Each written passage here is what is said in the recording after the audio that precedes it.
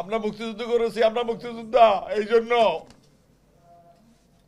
অন্যায় জুলুমের বিরুদ্ধে কোনো প্রতিবাদ করতে পারবো না, তাহলে এই দেশে থাকবো না। যে দেশে অন্যায় অত্যাচারের বিরুদ্ধে কথা বলা যায় না, সে দেশে থাকবো না। জন্মগ্রহণ করেছি আমার জন্য নয়, আমার বাপের জন্য নয়, আমার পরিবারের জন্য, আমার দলের জন্য, মানুষের জন্য। মানুষের জন্য যদি কথা না বলতে পারি, এই জন্ম বৃথা। আগে শুনতাম মগের মুল্লুক, এখন তো মগেরা অনেক ভালো আছে।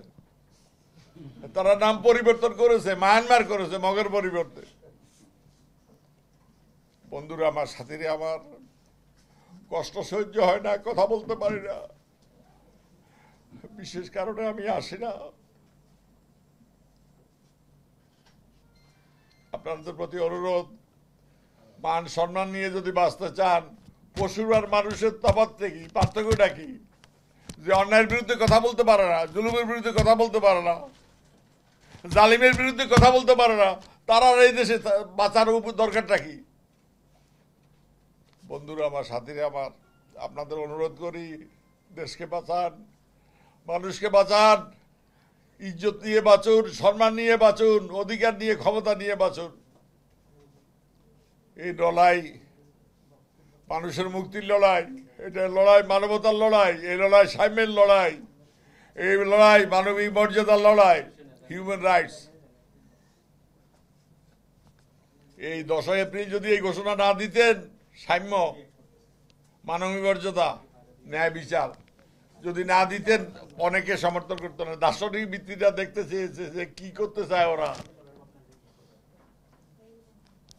আজকে তারা যারা সমর্থন দিয়েছে তারা অনুতপ্ত যে কি জন্য এদের সমর্থন দিয়েছি। যে দেশে মানুষের কথা বলার অধিকার নেই। আমি আমার বক্তব্য বাড়াবো না, আমার কষ্ট হয় খুব, আমার কষ্ট হয়। আপনাদের বলি, যাদের নিয়ে গেছি সবাই বিড়ি দিতে পারে নাই তার মা বাবার কাছে, সহ্য করতে পারি না। আপনাদের সবাইকে আমি দোয়া করি, আপনারা আমার জন্য দোয়া করবেন। যে কয়দিন বাঁচি আসি প্রাণটা, নাসির ভাই আমাকে বলেছে উনারা শেষ পর্যন্ত দেখতে চায়। রামকে যখন হত্যা করে গেছে, তার মা বুড়ি, 80-90 বছর বয়স, সে তুত্তুর করে যাচ্ছে ভিতরের দিকে। ওই দস্যুরা বলতেছে, এই তুই পালাস কোথায়? কয় পালায় না, তোদের শেষটা দেখতে চাই। তো নাসির ভাইয়ের কথা না, যদি আমারে বাঁচতেই হয়, আমি এদের শেষটা দেখে যেতে চাই, এই জন্য বাঁচবো না, বাঁচার ইচ্ছা নাই। অনেক বেঁচেছি, অনেক বেঁচেছি, আর বাঁচার ইচ্ছা নাই। এই খনি জালিম, দস্যু,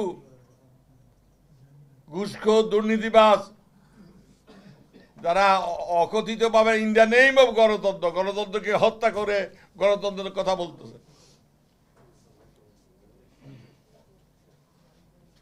তাদের বিরুদ্ধে আপনাদের লড়াইটা জোরদার করেন, জাতিকে ঐক্যবদ্ধ করেন, মানুষকে ঐক্যবদ্ধ করেন, রুখে দাঁড়ান। আর সময় নাই। এরা কিন্তু 41 সাল পর্যন্ত, এদের নাকি মৃত্যু নাই।